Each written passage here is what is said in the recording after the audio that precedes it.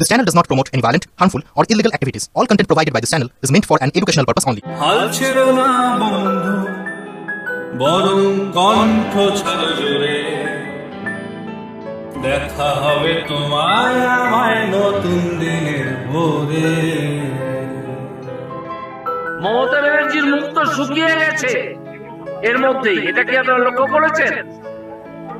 তাহলে আমি সেই বিচারপতি যিনি 19টা মামলায় সিবিআই এর আদেশ দিয়েছিলেন, আমি দিয়েছিলাম। তখন তো রাজ্য মানুষের কোটি কোটি টাকা খরচ করে তিনি সুপ্রিম কোর্টে দালাল উকিল সব যুক্ত করে মামলা করেছিলেন সিবিআই এর বিরুদ্ধে। আজকে তার এত সাহস করতে গেল যে সিবিআই হলে আমার আপত্তি। কোথা থেকে বলতে পারছেন এই সাহস? কারণ তিনি মৃতদেহ যেটা কথা বলতে পারতো এভিডেন্স হিসেবে সেটাকে তার মধ্যে পুড়িয়ে দিয়েছে, আসল জিনিসটাকে পুড়িয়ে দিয়েছে। এই এভিডেন্স টেম্পার করার জন্য, এই সাক্ষ্য প্রমাণ নষ্ট করার জন্য এই দুর্বৃত্ত মিথ্যাচারী নির্লজ্জ মমতা বন্দ্যোপাধ্যায়কে এখনই গ্রেফতার করা দরকার। হ্যালো বন্ধুরা, আমাদের প্রতিভা জাগরণ চ্যানেলে আপনাদের স্বাগতম। আর এই চ্যানেলে আমাদের ভিডিও যারা প্রথমবার দেখছেন তাদেরকে অসংখ্য অসংখ্য ধন্যবাদ।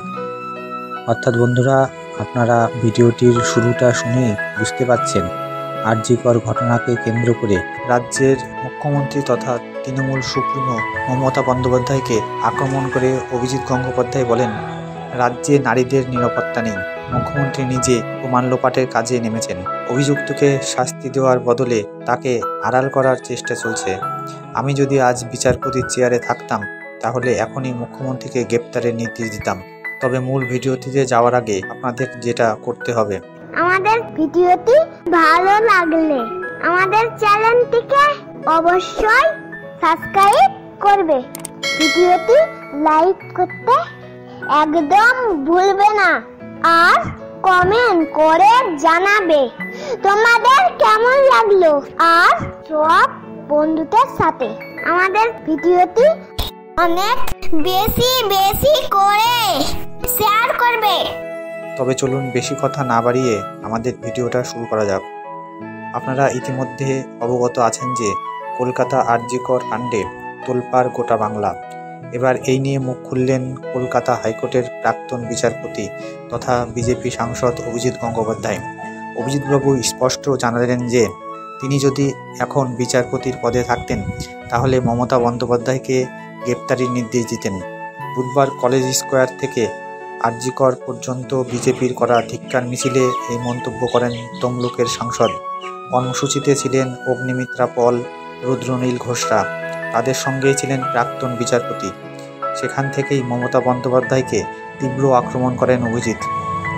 রাজ্যের মুখ্যমন্ত্রী তথা তৃণমূল সুপ্রিমো মমতা বন্দ্যোপাধ্যায়কে আক্রমণ করে অভিজিৎ গঙ্গোপাধ্যায় বলেন, রাজ্যে নারীদের নিরাপত্তা নেই। মুখ্যমন্ত্রী নিজে প্রমাণ লোপাটের কাজে নেমেছেন।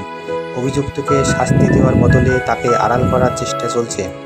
আমি যদি আজ বিচারপতির চেয়ারে থাকতাম তাহলে এখনই মুখ্যমন্ত্রীকে গ্রেপ্তারের নির্দেশ দিতাম। এই মিছিল থেকে বাংলা 356 ধারা প্রয়োগেরও দাবি জানিয়েছেন অভিজিৎ গঙ্গোপাধ্যায়। এই নিয়ে রাজ্যপাল আনন্দ বোসের কাছে আর্জি জানিয়েছেন তমলুকের সাংসদ। হাইকোর্টের প্রাক্তন বিচারপতি বলেন, হাসপাতালের মধ্যে কর্তব্যরত মেডিকেল ছাত্রীকে ধর্ষণ করে খুন করা হলো।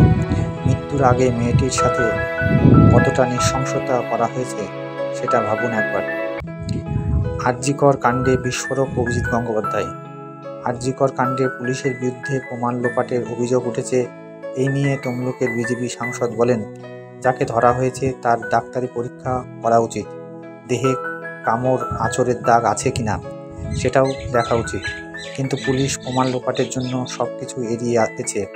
মামলাটি আদালতে উঠলে অভিযুক্তের আইনজীবী তো বলবেই, ধর্ষণ করলে অভিযুক্তের গায়ে কামড় আঁচড়ের দাগ থাকে, তা নেই। এবার আপনারাই বুঝুন পুলিশ কীভাবে প্রমাণ লোপাটের চেষ্টা করছে। অভিজিতের দাবি, প্রমাণ লোপাটের লক্ষ্যে ধৃত সঞ্জয় রায়ের উপযুক্ত স্বাস্থ্য পরীক্ষাও করায়নি রাজ্য সরকার। মুখ্যমন্ত্রীকে গ্রেপ্তারের দাবি অভিজিৎ গঙ্গোপাধ্যায়ের।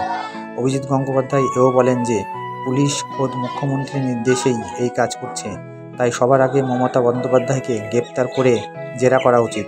প্রাক্তন বিচারপতি অভিজিৎ গঙ্গোপাধ্যায় আরও বলেন, মুখ শুকিয়ে গিয়েছে রাজ্যের মুখ্যমন্ত্রীর।